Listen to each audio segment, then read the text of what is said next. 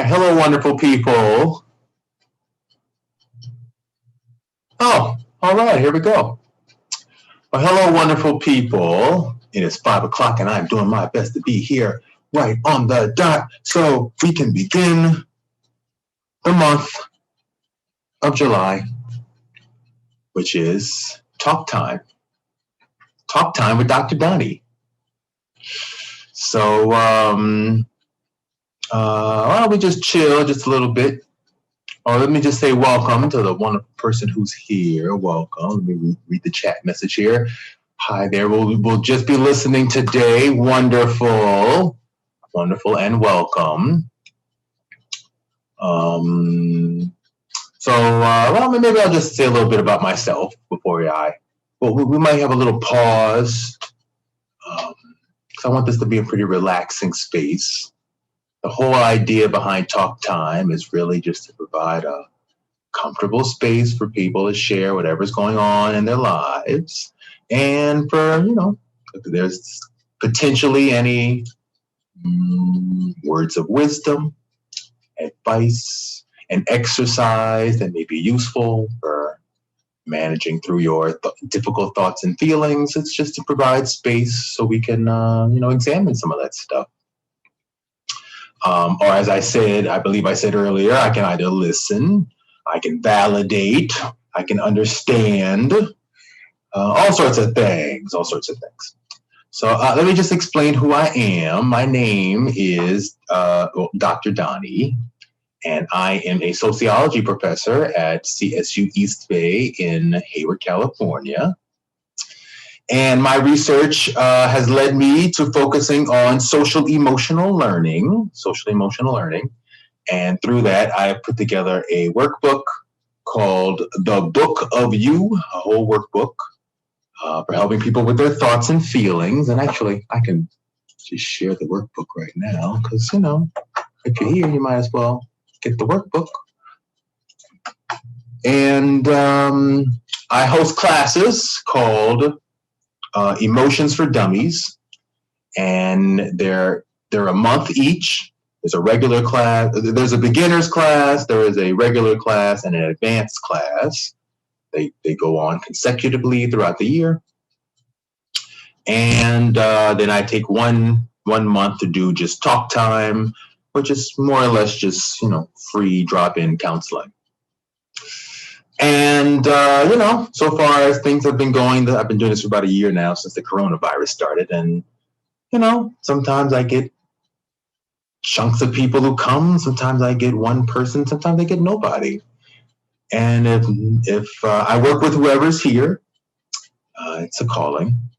And when no one's here, I work on me. Because, hey, who else would I be doing all this work for, really, right? So there you go. So, So there you go. And so most importantly, I want it to be just a comfortable space just to share whatever's going on in life. And if anyone's interested in specifically focusing on anything, feel free. And since I was given the cue that it's going to be just a lot of listening today, I guess that does give me a lot of space for me to unpackage some stuff going on in my life because, for one, I have a therapist. I am not a counselor. I am a counselor in training. And I have a PhD in sociology, but I'm also going back to school to be a counselor in training so I can have a second job being a school counselor because my calling has led me in this direction. But we get free therapy in the counseling program. And my therapist, so I've been getting counseling myself for the past 6 months. It's been amazing. I really would highly, highly, highly, highly recommend it. It's just so wonderful to have someone who can just talk and you don't have to get to know them, and they just ask the important questions at the right time. They just ask, oh really, well, how does that connect to your childhood, or how did that make you really feel inside, and all they have to do is ask those questions at the right time, and you can just unlock so many things you might have blocked up. So I just highly So highly recommend therapy. And I also really highly recommend that workbook, because that workbook is all about getting in touch with yourself, self-therapy, self-help.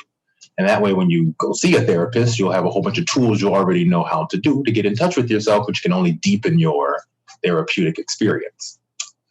But my therapist was not here this week. I think he went on vacation.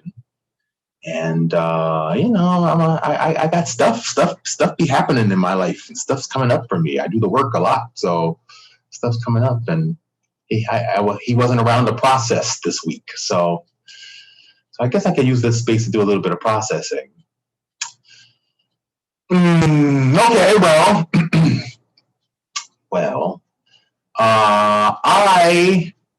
my legal name is Donovan Keith Caesar. But, ever since I was about, I'd say, 14 or so, I always wanted to change my last name. At the time, at 14, it was because my family, we were just at such odds that I just really wanted to kind of just make it clear that I was going to go my own way. And then, they kind of talked me out of it. They were going to be really upset. So they kind of talked me out of it, and I changed my mind. And the name I picked, was all based on the stuff I was into at the time, which, at the time was Ayn Rand and all this, neoliberal philosophy. Because I was a 14-year-old, and, I was just reading this stuff, right? So anyway, I was all into this at the time. I think I was going to change it to Rourke, Donovan Keith Rourke. Yeah. And then I changed my mind. They talked me out of it. I changed my mind. But flash forward now, I'm 39. Well, or I should say at 35. At 35, I decided to come out as genderqueer. And, not just gay, but gay and genderqueer. Or I identify as a two-spirit person. And around that time is also when it became legal in California to get your gender status changed to non-binary in the state of California. So I thought that was the coolest thing ever, that life lined up like that. So I decided to go and get that done. And in the process, so this was last year, actually. I went and got my legal name change. I went ahead and just got my name totally removed. And since I've been going by Donny for about the last 7-8 years of my life now, so I just changed my name to Donny, no last name. Just Donny, no last name. So it's just a mononym. I thought that would be really cool. Thought that'd be really great. So I finally, it kind of brought up all that stuff from back then, wanting me to be seen, really want my uniqueness, my individuality, my feelings to be honored. Okay, so anyway, I decided finally 38, whatever. Now is the time. Get my name changed to just Donny. So I did that, and if the paperwork went through, I was so happy. And then I went to get my license changed. My driver's license changed and my social security card changed, and it turned out to be such a headache. There was just so many regulations that I had to go through. Because of the coronavirus, it took forever to get on the phone with certain people. And it took forever for things to get sent off and to get sent back to me. It was such a headache. And then the DMV and the Social Security office would not put Donny on the card because is my card here? Because they couldn't just put one name on the card. So what they did was they did manage to make it look like there's one name on the card. You probably can't see that, but they managed to look that way. But when they actually mailed it to me, they actually put unknown as my first name. So my name now, as a result of that, as well as the DMV did the same thing to me, they put unknown Donny as my name. My name is now unknown Donny. And I'm going to be honest with you, when it first happened, I was rolling with the punches and just laughed it off. Great, I'm unknown Donny. I like that. That's open-minded. There you go. Boom, unknown Donny. Ooh, ain't that something? But a year of being unknown Donny, and I'm kind of sick of it. I'm kind of sick of it.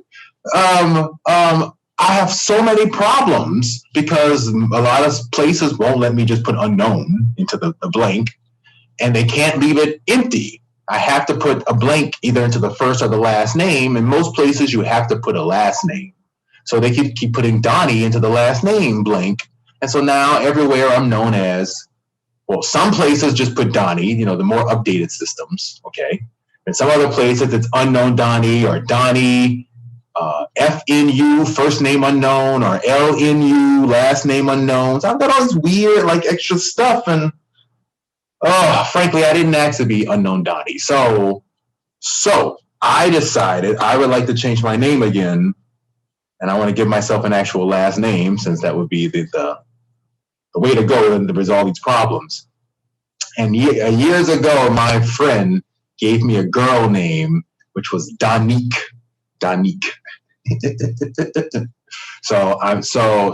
I always said, if I was ever, as a two-spirit person, I always said if I was ever going to fully transition into a girl, if I was going to give myself a girl name, it would be Janet, because Janet, I was always into Janet Jackson as a kid. So the Rhythm Nation.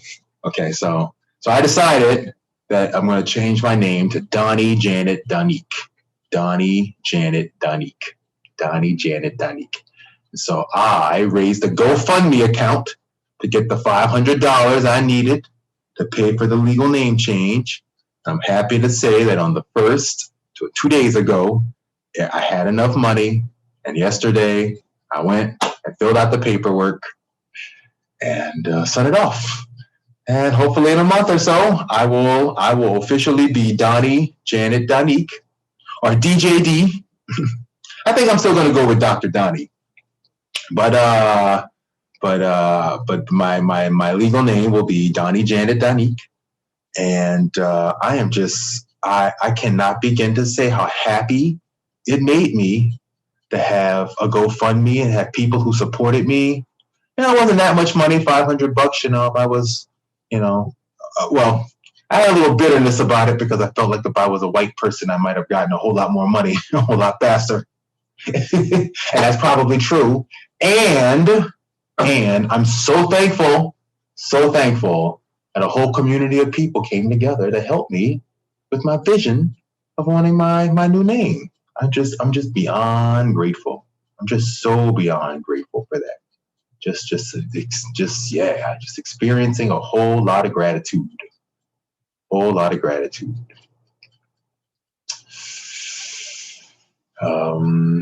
One of those moments that's sort of like I want to be grumbly. I want to kind of have something to complain about life, but life worked out really, really, really, really well on this one. So I gotta let that wall fall down. I gotta let it fall down. I'm just so thankful. So thankful. So thankful. So thankful. So yeah, that happened this week. And I'm really thankful, just super, super grateful for that. And I guess I could say gratitude is something that I struggle with. And that's what I just said earlier, right? So gratitude is something I struggle with. And I think it's really important it might be a really good thing to ask, what is a gratitude practice? What does that look like in anyone's life? Nothing's guaranteed. That next breath really could be the last one. And do you want to spend it being thankful, or would you rather spend it kind of grumbling about how many problems the world still has? I do spend it doing a lot of, as a sociologist, I spend it doing a lot of grumbling about the problems of the world. But moments like this really, really are kind of, I don't know, just really opening my heart. Even if last year was the roughest, craziest year ever, and so many things didn't go the way I thought they would, and still so many beautiful things still happen. And that's and hey, even if horrible things happened, even if Even if you moved to a new town and discovered that new town was super crazy racist, which is what happened to me, or you had a family member who passed away from COVID, or you lost your job, even if the worst things happen, the real idea is if life's not guaranteed, then it's here to teach us something about life so we can deepen our understanding of life. That would be the idea of living a conscious, spiritual, loving even existence. True Buddhahood, right? Not to run from the pain, not to run from the difficult things, but to be willing to, at least be willing to sit and listen and understand to what life has to offer. And hey, on that note, I can't help but also say my thoughts and prayers just go out to all the people who are losing their homes in fires right now and 112-degree weather in the Northeast. Never lived in that part of Canada, but I did live in Canada for a few years. And, also for what it's worth, that area also has a huge Native population, and a lot of this story around Native schools has come up as well. And the genocide that occurred, the Native population, that's a big deal there as well. So them losing their way of life, which is very connected to ice and snow also. So, just my heart goes out to that as well. Life's difficult. Life is difficult.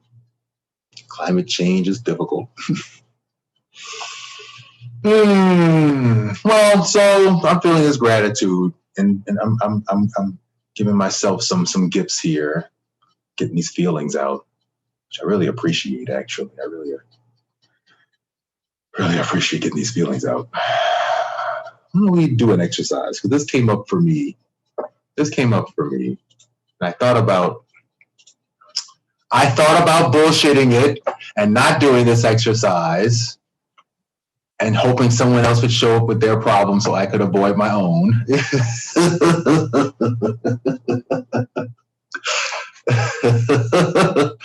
But since the universe has said, nope, here it is for you, buddy.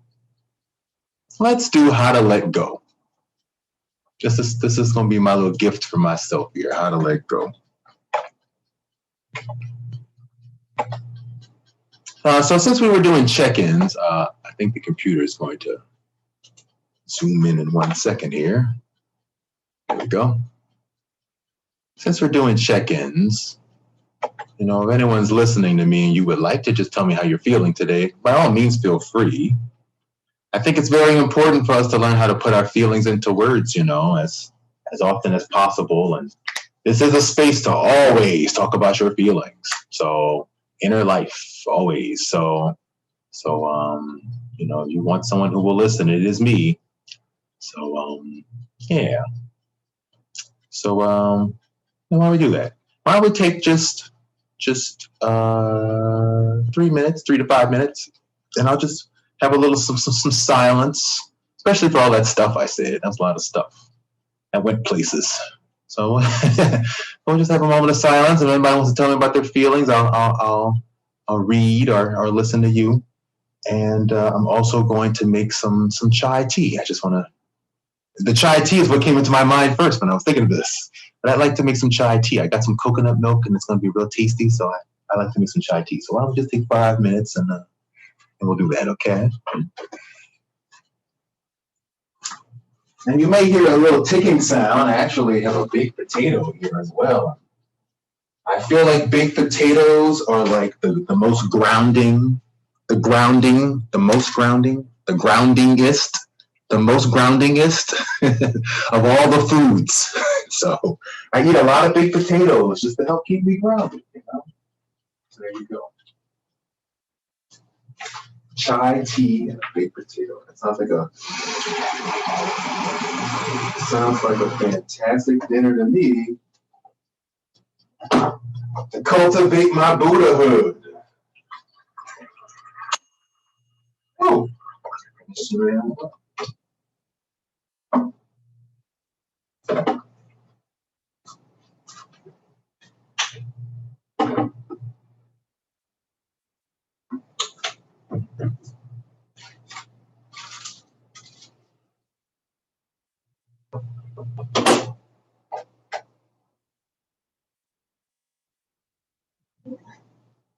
These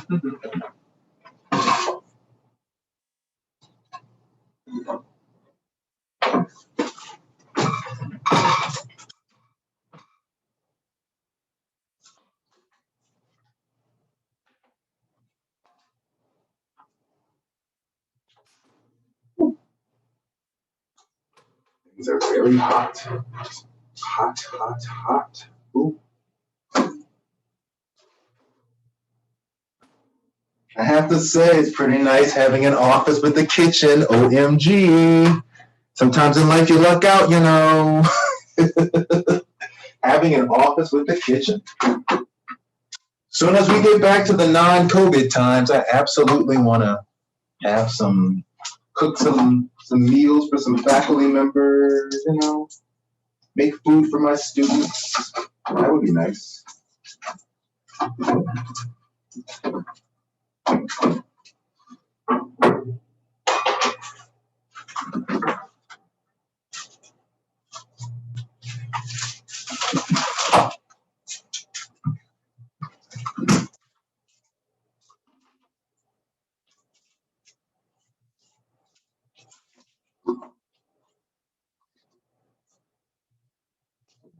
Oh, let me tell you a few more things. So, I am from Louisiana, where cooking is a big deal.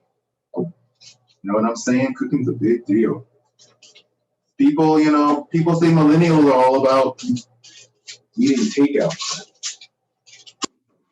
You need to know how to cook. If you don't know how to cook, that would be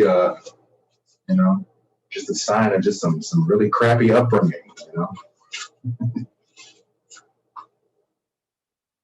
Even frankly, even if you had a horrible upbringing in Louisiana, you probably still know how to cook because that's just how it works in my culture. So cooking is a really big deal. So.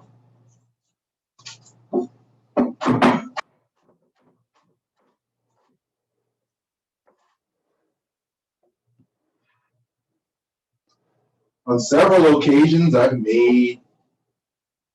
cooked food for my students.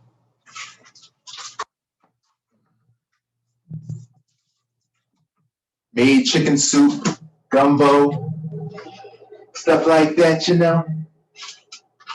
Absolutely love it.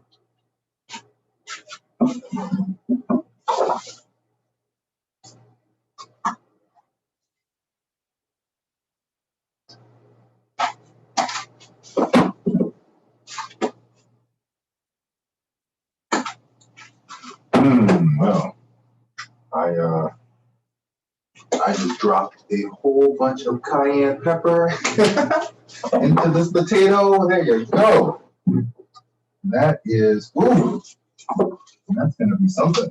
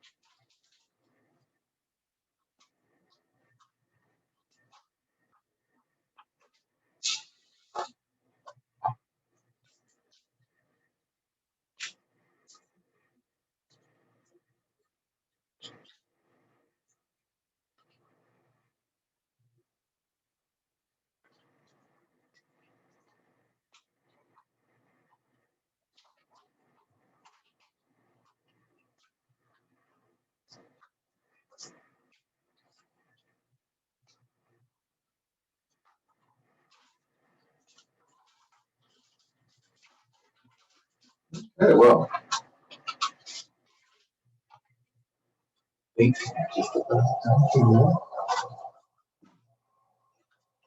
know, it's funny. All the stuff I have here, I can almost just live in my office. I have so much work to do between now and the next couple of years. I wish I could.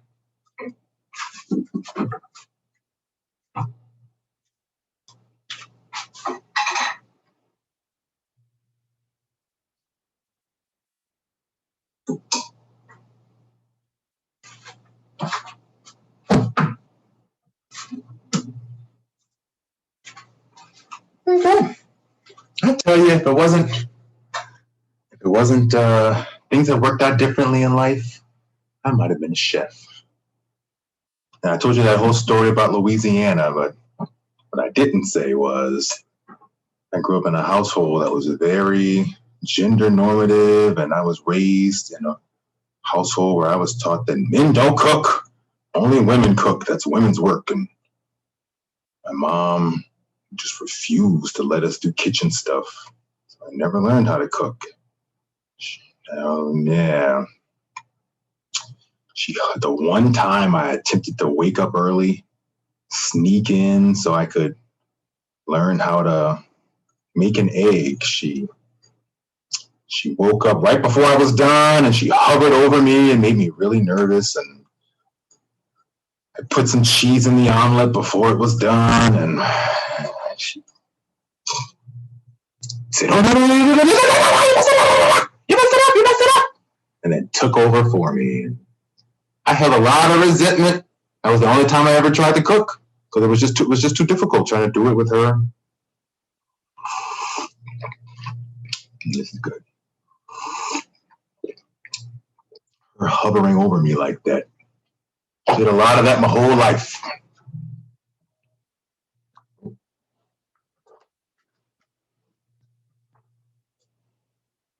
So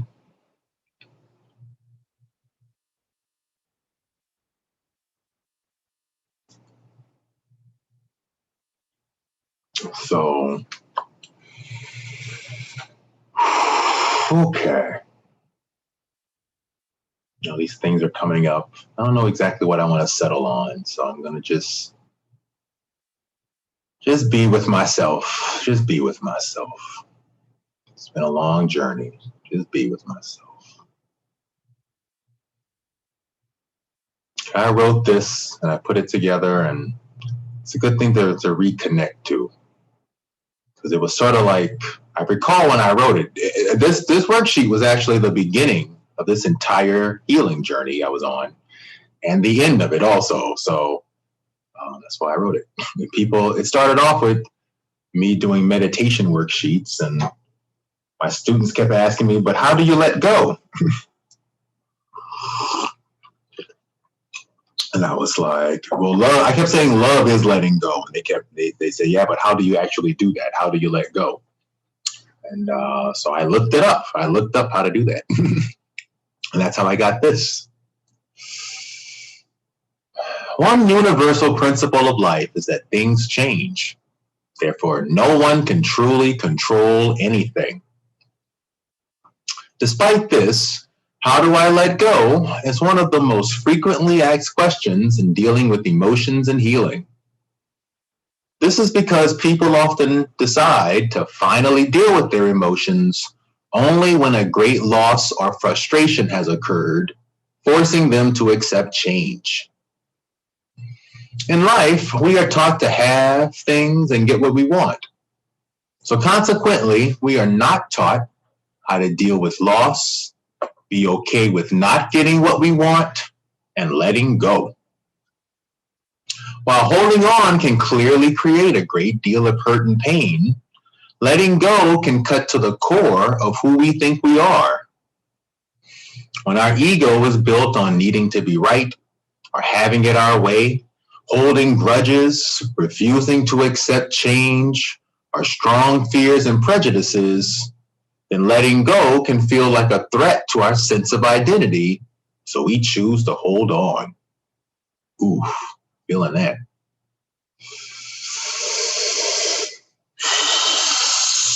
Ooh.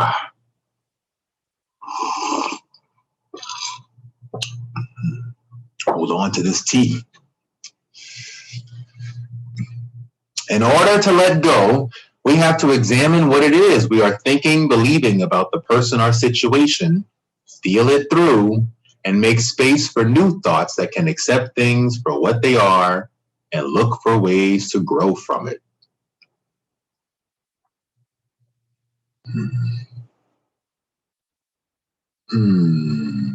There's something else that happened to me this week we could actually talk about.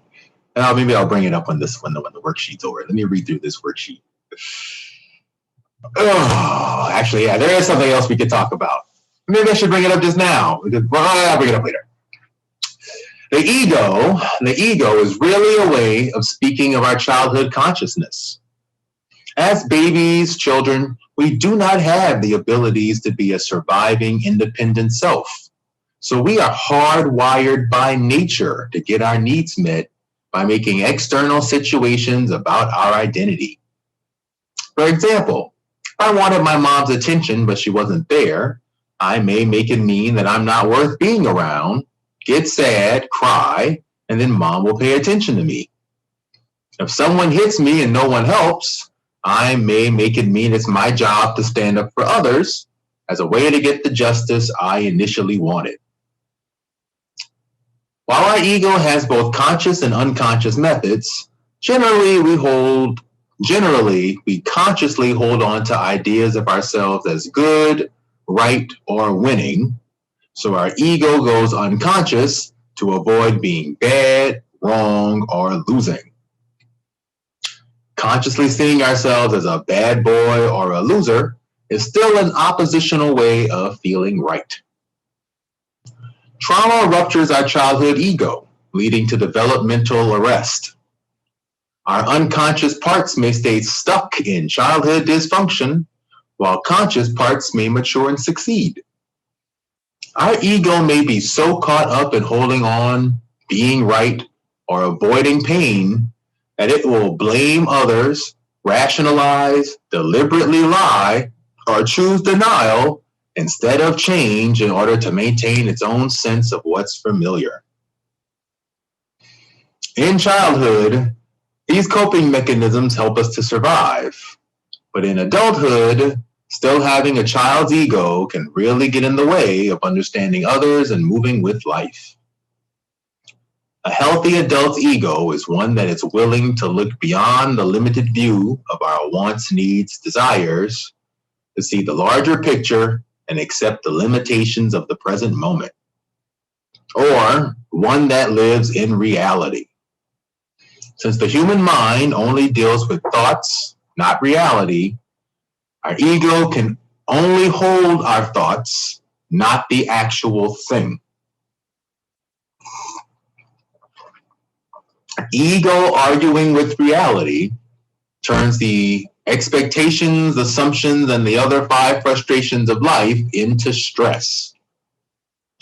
It doesn't matter if you keep positive or stay stuck on negative. The stress only comes when your thoughts don't line up with reality. That being said, holding on to a lot of negative thoughts is far more limiting and wastes more energy than positive thinking. Moving beyond our ego's fantasies can lead us toward a life of greater acceptance, or as I like to say, love is letting go. And I'd also like to say, I wrote that little bit at the end there to sort of explain the difference between what I'm trying to say here versus positive thinking. There was this whole positive thinking thing that happened in the 60s and 70s, right? So positive thinking is great. It's just the real issue is not if you think positive, avoid negativity.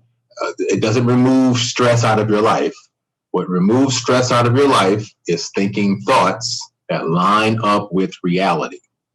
When you embrace reality, the reality of things, you make peace with things. When you don't embrace the reality of things, it will feel like stress. Just guaranteed. That's how it works. Okay. If it helps, remember, control is entirely an illusion. Control is entirely an illusion. If we add up all the actions we engage in versus all possible actions that could happen at any moment, at best, our actions average out to less than 1% control over anything, anyone, Our lives, the world, the past, future, life, death, justice, injustice, truth, lies, etc. Who would you be if you let go of all control? I don't know. Who would I be? Who would I be? Can you control your breath or your next thought? The moment we move outside our 1%, we begin to feel some kind of stress, then fear, anger, sadness, and pain. These emotions are here to teach us how to let go because they show us how our boundaries are not lining up with what's best for us, giving us an opportunity to examine what we can do with that 1%. Finally, know that if you can't really control things, then you can't really have anything either. Ownership is another illusion. At some point, whatever it is, you will have to give it back, even if it's when you die. So technically, everything is borrowed or on loan from the higher power.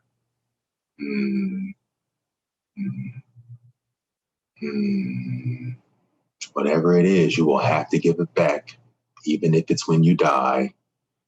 So technically, everything is borrowed or on loan from the higher power. Yeah, everything. This body's on loan. This mind is on loan. This thing I call youth is on loan. Also, if you can't have anything, you can't want anything either. The only thing we have is experiences, thoughts, and feelings.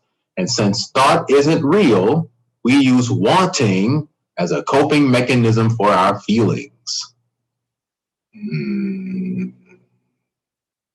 Since thought isn't real, we use wanting as a coping mechanism for our feelings.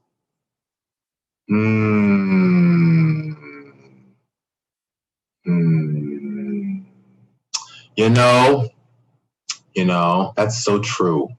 Because I just got tenure. I got tenure about 2 weeks ago. And I wanted tenure. I really wanted tenure.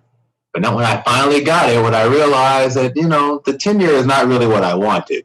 What I wanted is to feel established. What I wanted is for my work to be valued by other people. I wanted a pay increase. And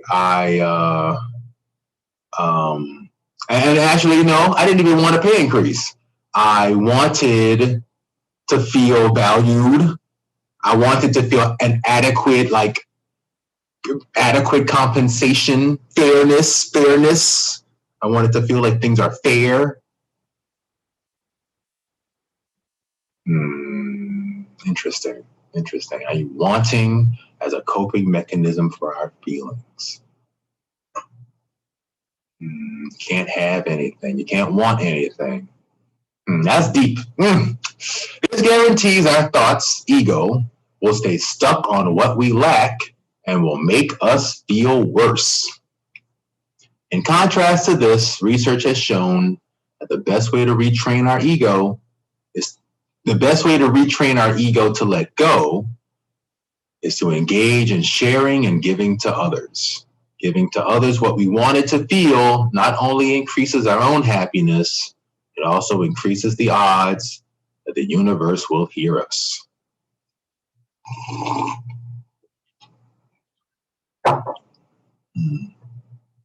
Okay.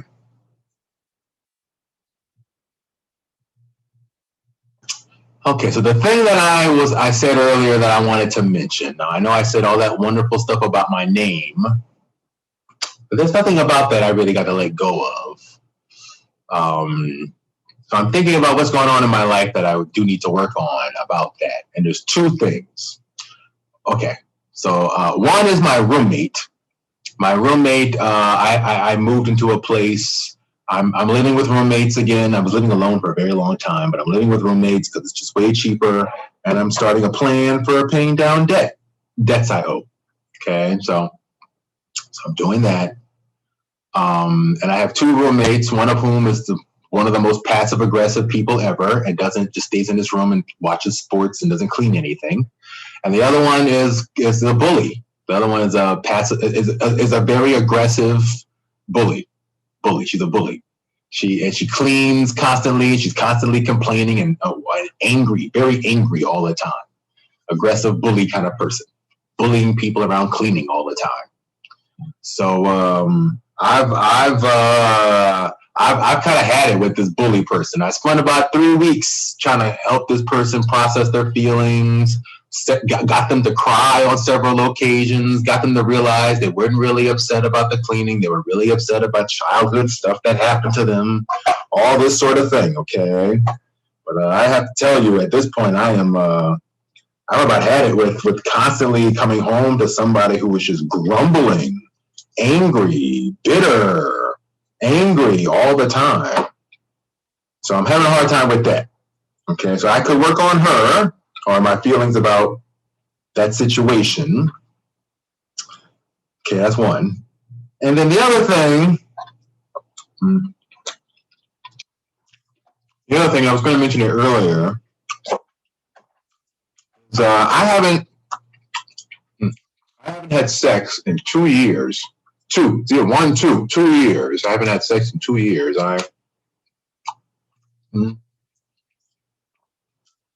Relationship ended. I was really working on me. I was working on me before the relationship happened. So when the relationship kind of went south, it just put me in a place where I really was like, people ain't it. So I'm going to really work on me. So I just didn't want to connect with people in that way. It just wasn't happening. So I'm finally at this place where I want to kind of get back into it, and I did. I had a little oral sex recently, and fellatio, and ended up getting an STD. So after 2 years of not doing anything, finally, I guess you could say cave in. I don't know if that's the word I want to use, but I finally, did something, and I got an STD. And so that's kind of the thing I want to work on, is I can't let go of, okay, let's do that. I feel it. Okay. I can't let go of how angry and disappointed I feel. I got an STD after 2 years of not having sex at all.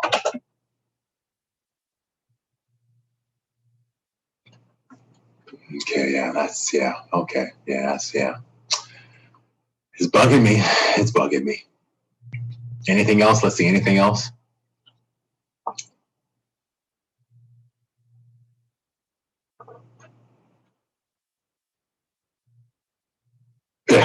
Yeah, good. Okay, now, number 2. What is it that I wanted them to do, or really wanted to experience, feel? I wanted to finally have some fun, to let myself enjoy my sexual nature, to have a great orgasmic sexual experience, to lead to a more stable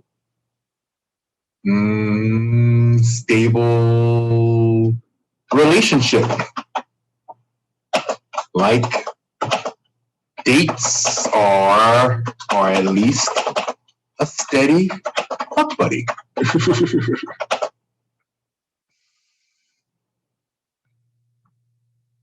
What did I really want to experience or feel? What did I really want to experience or feel? I wanted to feel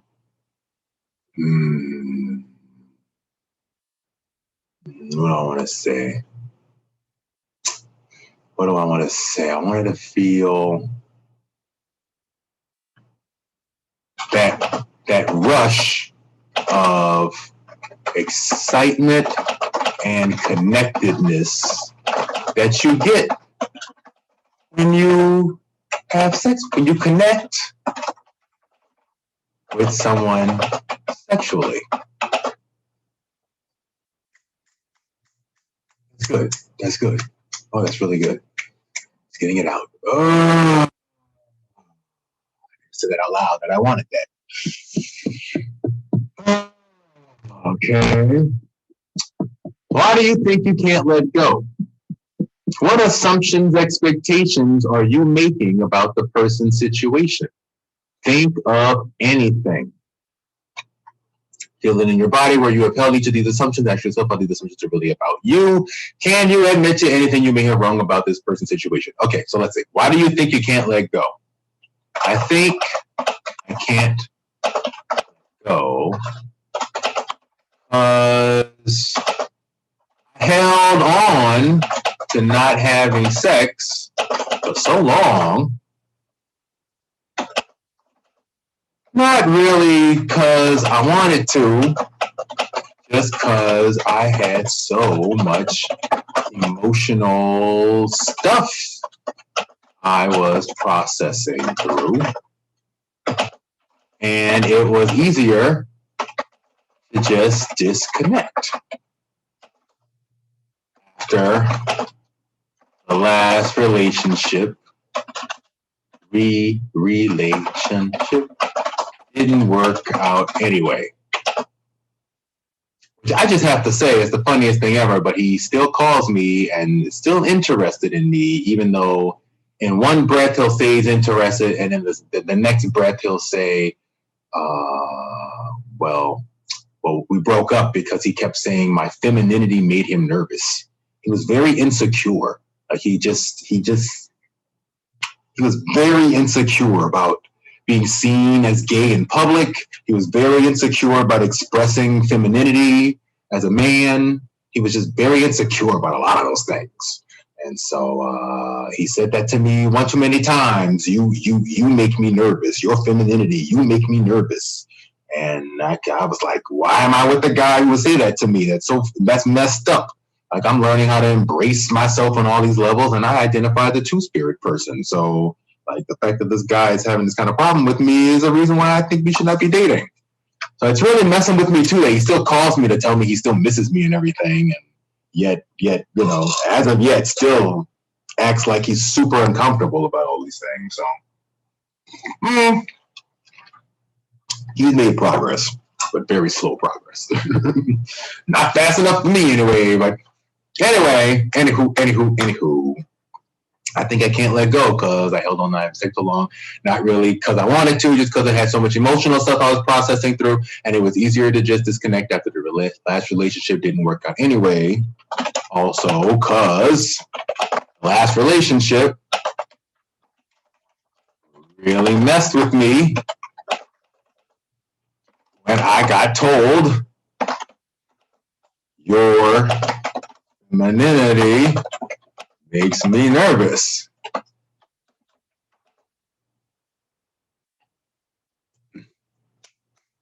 What's going on? That's what's going on. I guess there's a few other, okay, so meditate. Imagine your part one situation. How angry and disappointed, how angry and disappointed I feel that I got an STD. Okay, well, I'm having that right now. So, okay, angry and disappointed. Okay, let's see. So I'm going to create an image in my mind here, something recently. So me in the doctor's office, waiting for the doctor to call me to the back. Or maybe me having to give blood work, me giving blood work. Okay, I hate needles, so me giving blood work, okay. Yeah, I'm thinking about, pardon my French, I sucked a dick. I sucked two dicks. And now I'm sitting here at an STD clinic. Okay. I had the all of maybe, I'm going to say 20 minutes of fun. And now I got to deal with this. That's what's coming up for me. Okay. Okay. So imagine your part one situation, but this time you get what you want. Okay. So, okay. So I'm going to imagine I'm in the clinic and they're about to stick the needle in and they tell me, oh, wait, you don't have anything. You're fine. Okay. Actually, what they tell me is, I know you want to not be angry and disappointed. So I'm going to give it to you, even though I don't agree or want it, because I know you needed to feel like you finally had some fun to let yourself enjoy your sexual nature.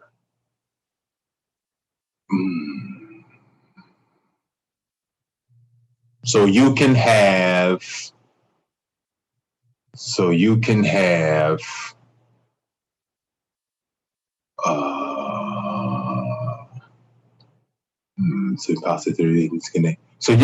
the disconnection after your last relationship didn't work out anyway, because you can have the disconnection after the last relationship didn't work out anyway. Also, because the last relationship really messed with you. And you got told your femininity makes you nervous. Okay, let's try that again. I know you want to not be angry and disappointed by getting an STD after 2 years of not having sex. I know you don't want an STD, so I'm not going to give you one.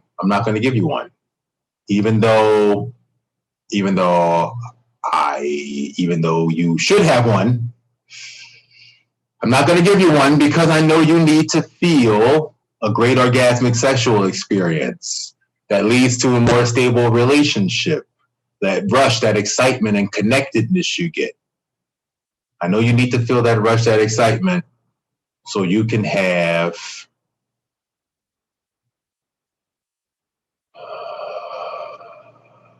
this disconnection. So you can have this disconnection. How do you feel? How do I feel? That makes me feel weird. I don't quite know what to make of all of that. That went places, and I'm not exactly sure. I gotta sit with where that went. Okay, let's see. How do I feel? One, I'm acknowledging that I am angry and disappointed, and that feels validating.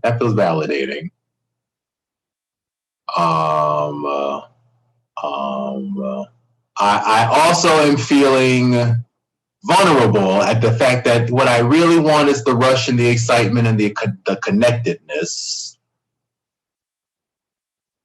I'm puzzled, or I'm having having a hard time feeling through this issue around the easier to just disconnect part. I I mean, okay, I got an STD where I just met the guy. It was a grinder thing, and I mean, it wasn't like he was going to tell me his whole life history. I didn't make him get checked out first. So I mean, these things happen, and I definitely got the rush I wanted, but not so much the connectedness.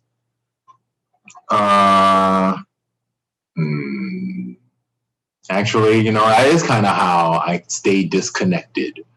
Is the connection,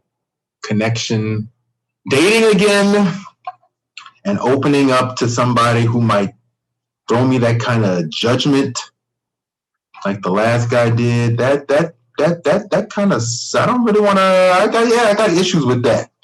I kind of don't want to open up again after going through that. I'm kind of tired of relationships that just not worked out. So I do kind of have this like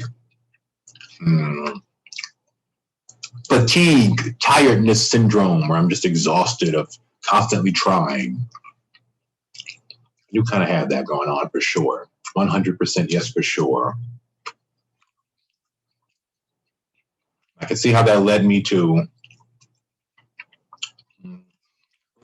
sex on Grindr instead of maybe just, going having a nice time somewhere, going to a bar somewhere, or just having a nice relaxing evening, somewhere, right? I could see that. I could see that. I could see that. Are they still wrong? Are they still wrong? You know what? No.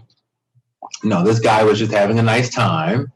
And I don't need to throw my judgment about you being young or casual sex or any of that onto this or onto me. No, I don't need to do that. No, no. Absolutely right.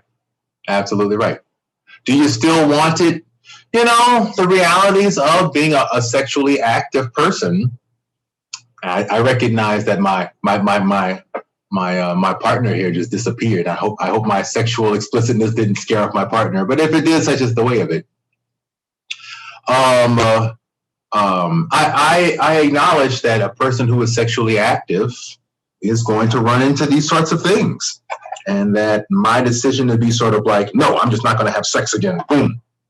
That's kind of a coping mechanism, but it's very like childish. It's not a mature adult way of managing life, right? I have to pick an adult way to manage life, and that may mean periodically maybe I need to be more careful, and also, maybe I need to acknowledge all these feelings and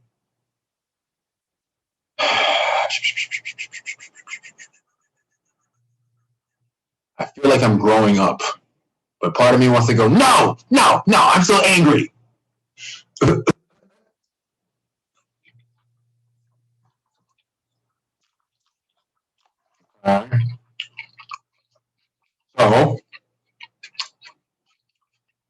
if yes, then give 3 deep, honest, real reasons why you are better off not getting what you wanted.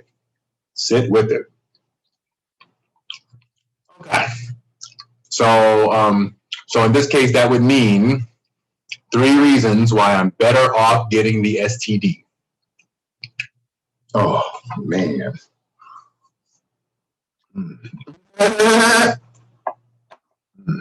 Give me a second here. 3 reasons why I'm better off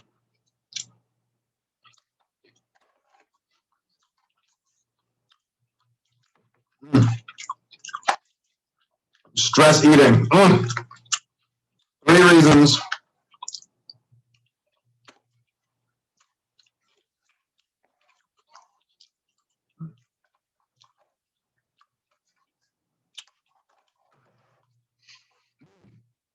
Why I'm better off getting the STD. Okay. One I just said, a mature sex life would mean being careful and making smart and allowing yourself enough space to have fun and to recover from mistakes or recover from whatever happens, right? Be safe, but also live your life. Live your life. You have to also live your life. You can't just lock it all up. You have to live your life. You have to live your life. We all got needs. You have to live your life. You get the right to have fun. You have to live your life. It could mean these things happen. And you get the right to love yourself through. I'm learning to love myself through not getting what I wanted. Some horrible person, didn't have sex for years and finally decided to suck a dick and, and got syphilis back before there was a cure, before there was penicillin. And, that person, didn't probably had a horrible, slow death, painful death. Okay. And that was their life experience. I didn't have to live during that time. So that's another good reason. I live in the age of drugs, of vaccines, of antibiotics. So yeah, that's another good reason why I'm glad I got an STD now. Okay, self-love. There you go. Living in the time of vaccines, growing up as a mature sexual being. That's good. I like that. Okay, then give 3 deep, honest, real reasons why the other person or situation is better off if you don't get what you wanted.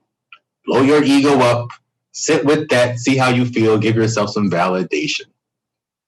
Okay, so in this case, this would be 3 real reasons why,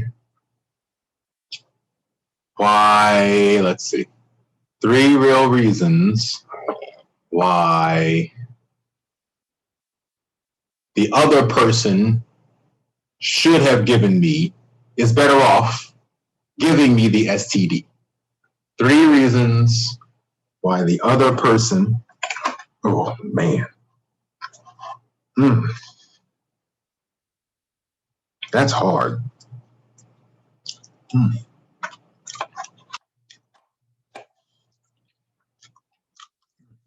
Mm. I'm gonna stress eat. 3 reasons. We put so much shame on judgment and stuff on STDs, but 3 reasons why the guy who gave this to me is better off giving it to me and not acknowledging it. Giving it to me and not acknowledging it.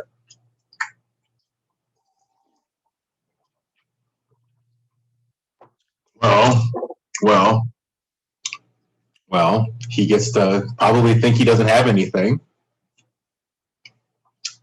So he doesn't have to deal with the guilt.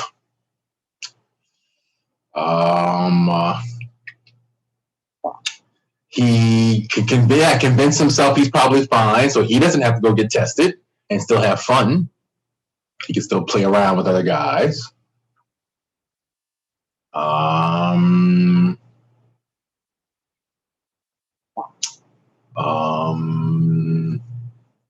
Technically every STD I've ever gotten, or every STD anybody's ever gotten, was from somebody who probably had it and either knew or didn't know, but continued to have sex with other people. So they're just doing what they think is best for them, so they can continue living their lifestyle.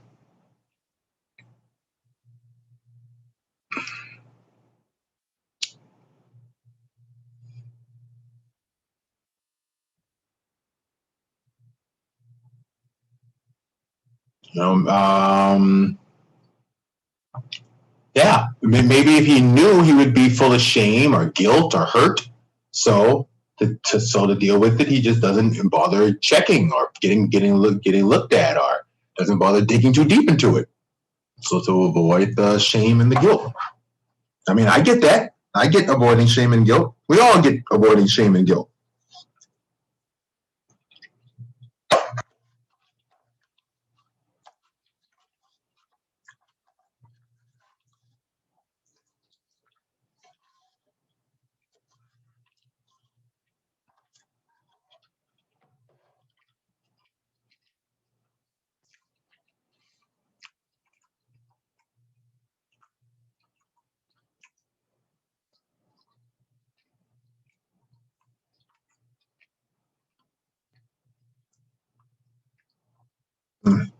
Meditating and eating potato.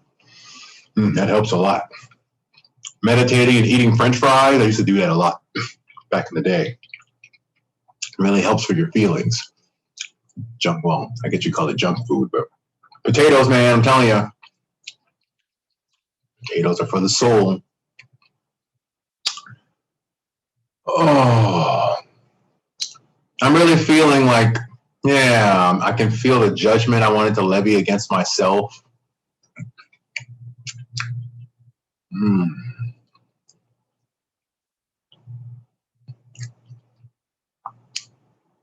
This whole idea around saving yourself for someone special is, kind of ridiculous, really. So that someone special may come or may never come. You got to figure there's somebody out there who saved themselves for someone special, and it worked out exactly like that. Eventually 1 year later, someone special showed up. And you have to imagine there's someone else out there who saved himself for someone special, but someone special never came.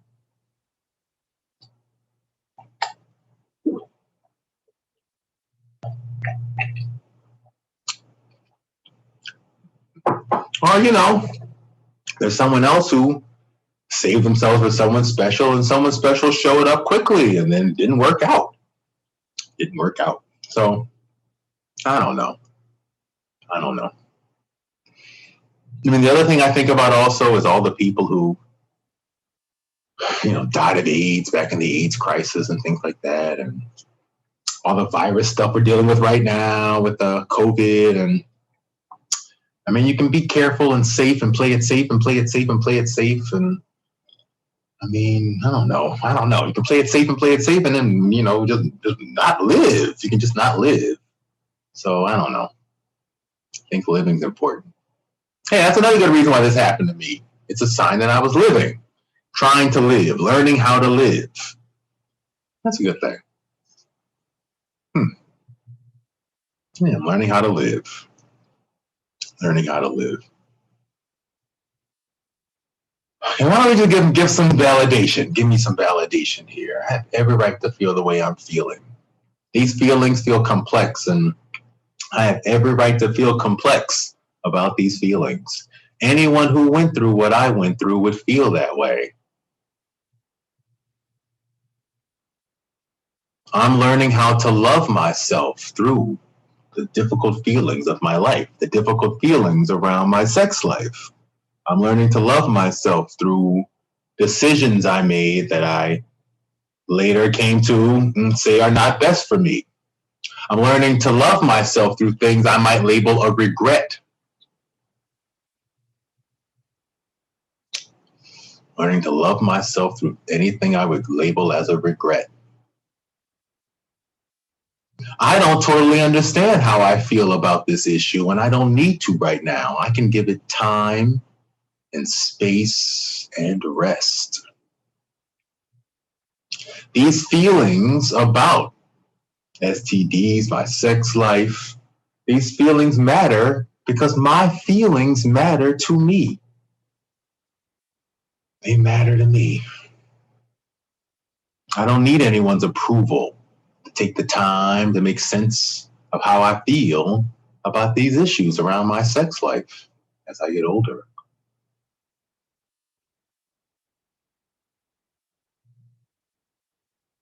I let go. Oh boy, I let go of anger and disappointment around my sex life.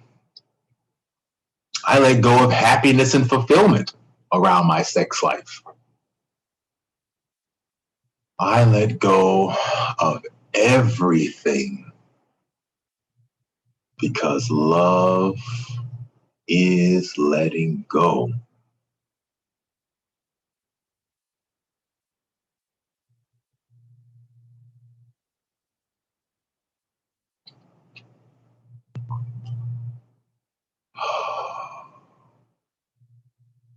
It's so funny too, because right before class started, for some reason today I decided to go. I've been thinking of a few people that I knew a decade ago and been wondering what happened to them, and been looking them up but having a hard time finding them. But I managed to find somebody today.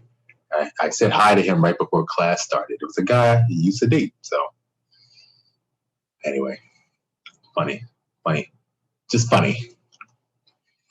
Okay, and then finally, take the things you said you wanted to feel, experience, and ask how could you give these things to yourself or share them with the other person or situation. Okay, what did I want to feel or experience? All right, the rush, the excitement, the connection.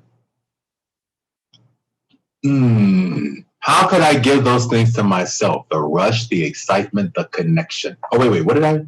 Yeah, the rush, the excitement, and connectedness you get when you connect with someone sexually. How could I give that to myself? The rush, the excitement, the connection. That's a good one. That's kind of half the problem. I don't know. Well, now I don't feel this way about this isn't sexual, but the thing that comes close to it, like my whole body being involved, really into it. I really like boogie boarding. I really like boogie boarding.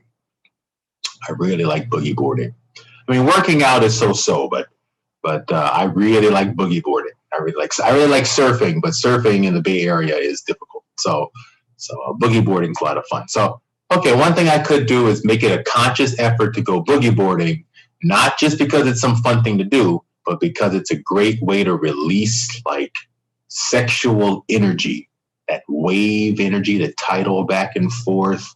I feel like there's something primal going on there. Okay, I hear that. I'm really hearing that today. Going to the beach as a way to release boogie boarding as a way to release sexual energy.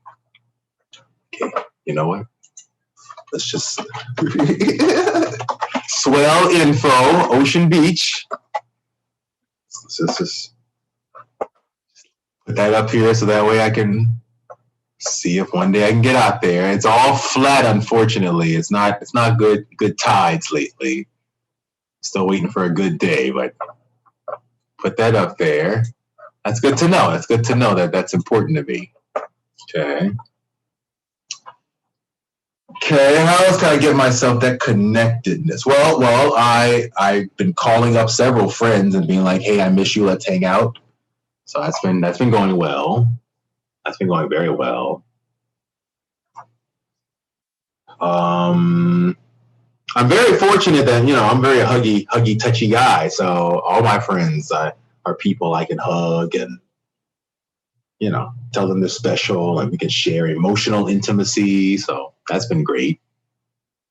That's been great. Okay. Those are all some things I can do. Those are all some things I can do. I like that. Okay. And how can I share them with the other person? Well, that I'm not so sure. I suppose one thing I could do, just the simplest thing, is I could just make more space to bring people into my life. I put a lot of time into working. I work a whole lot. I'm always here working on a paper, teaching. I'm going back to school. I'm always working, and it would probably mean a lot to the world if I could just put a little time into going out and being around people again, especially after last year, being so cooped up last year.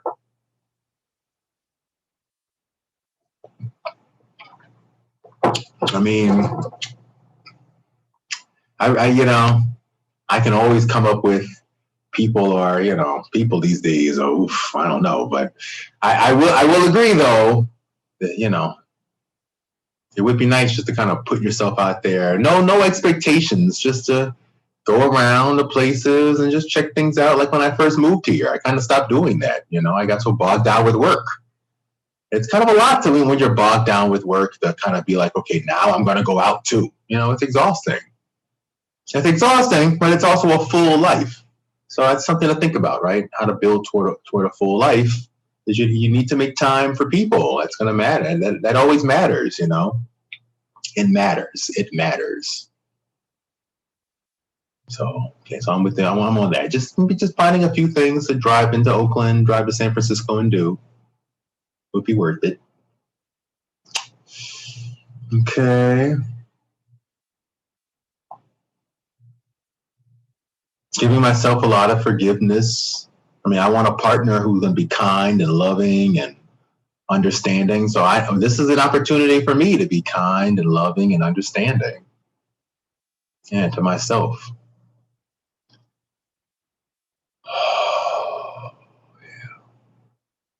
Yeah.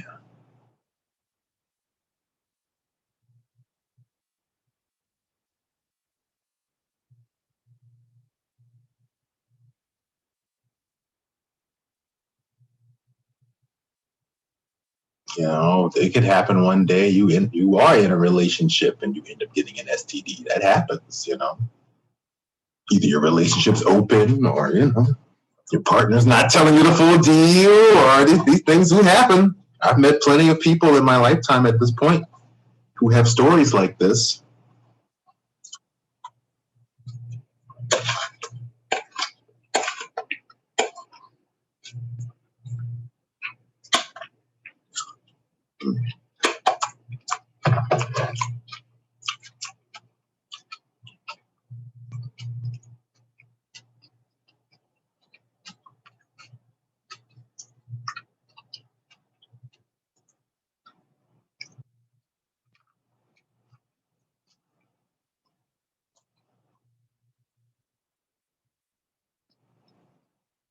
Well, something else really radiated with me.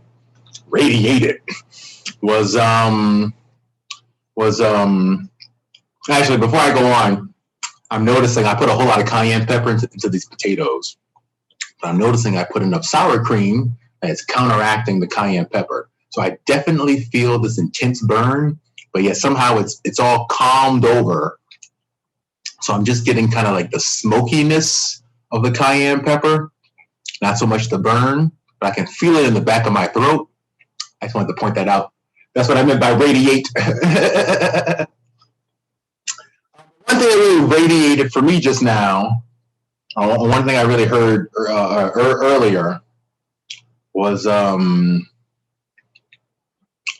much I wanted my sex life to bring me fulfillment. How much I wanted to bring me fulfillment. When I said I let go of anger, I let go of fulfillment. That really sat with me. I really felt something there. I have put a lot of thoughts that my sex life would bring me fulfillment. I always kind of thought I'd meet, the sexy guy, and we'd have sex and it would click and I'd know he was the one. And I always kind of thought that. But that never really happened. And all the guys I got with that I felt that kind of like click with, it never worked out in terms of a relationship. A lot of the guys that I clicked with in terms of a relationship did not work out sexually at all. Yeah, a lot of disconnects on that. I will say, I mean, yeah, some interesting disconnects on that. But if I had never bothered thinking that my sex life had to bring me fulfillment, it all would have just been fun. It would have just been exploring and fun and try this and try that and, sample this, sample that and keep moving. But the whole idea that it needs to lead to this big fulfillment is what I can see has led to a lot of stress. My ego had to attach onto thinking that that's what life had to bring me, it's like Prince Charming with the slipper going everywhere to look for Cinderella. I'm looking for my Cinderella here, or I'm looking for my Prince Charming here, who's the right guy with the slipper. So, that's I can see how that sets everybody up to not really be good enough. I mean, even the guy who's super incredible, that would still not be good enough at some point. Wanting anybody else to fulfill you.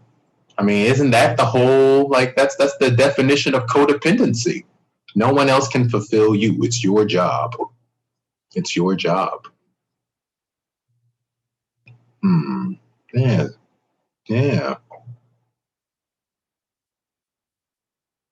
And even, it puts a whole lot of pressure on my sex life. It's just fun. Otherwise, it'd just be fun. Explorations and fun.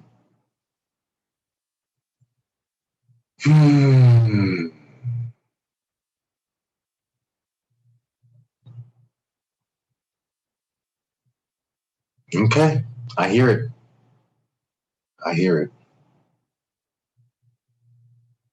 And you know what? Fun it may also be if I continue to not have sex. If I continue to just maybe put more energy in getting to know people and, what other ways can I connect with people on a non-sexual level? Or maybe at some point I break down and do have sex again and this STD thing happens again, but at least I don't have to beat myself up. I realize I'm doing this and I'm learning and I'm having fun. And I'm human. I get the right to explore my life and things don't have to go the way I wanted them to go. I'm living. I'm learning how to live.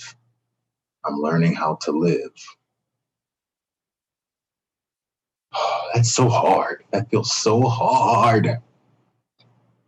I'm learning how to live. Well, living's hard. I'm learning how to live. So that's what I could have said when class started. I could have said, I'm learning how to live. How am I doing this week? I'm learning how to live. I say that every week. Y'all could.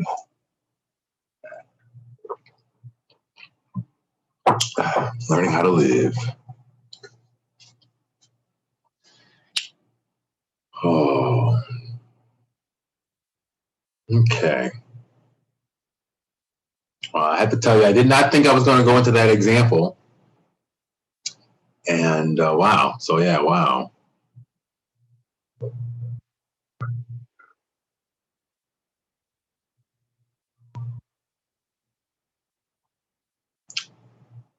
Let's just sit in some silence for just a few minutes here.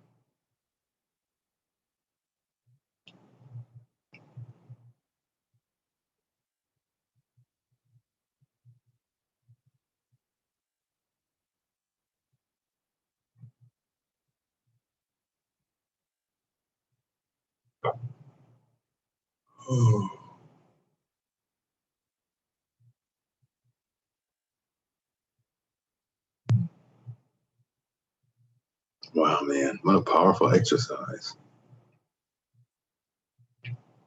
So, needless to say, oh, so needless to say, there's about a few other worksheets I could do that are immediately coming into my mind right now. But this is deep. This cuts really deep, so I'm going to stop here and just say this shows you the power of how to let go. If you're watching this video, please practice. I'm probably going to go home and work on one more thing. The thing I said about my roommate, I'm probably going to go home and work on that. So please practice. Please practice. No feeling is a one and done. It's getting in touch with our lives, our inner lives takes repeating and repeating and repeating. We have to feel all the feels so we can heal. So please, if possible, share this material, practice, and share this material with other people. It's just we all have a hard time with our feelings. The stuff I'm talking about today, I don't think I've ever said this out loud to a whole bunch of people. So this was really like, really good healing space for me today. I really am thankful for that. So so practice and share, and come to class if you want to work through something. The space is here. The space is here. Hardly anybody comes, so it's free therapy. It's free therapy. So the space is here. We can talk about whatever you want to talk about. Talk time with Dr. Donny look like this today, but next week it can look like, we talking about whatever's going on in your life. It can look like working through an exercise together. We can, if you want, we can just meditate the entire hour. That's fine. If you happen to be, somebody who just got a lot to grumble and complain about, you can just come and grumble and complain the whole hour. The last time I did this, that happened. Someone came and they just grumbled and complained the whole through 3 weeks straight, and that's okay too. It's okay too. It's about being a place that's unconditionally accepting, unconditionally loving. There you go. So you listen to all this about me going on about my sex life.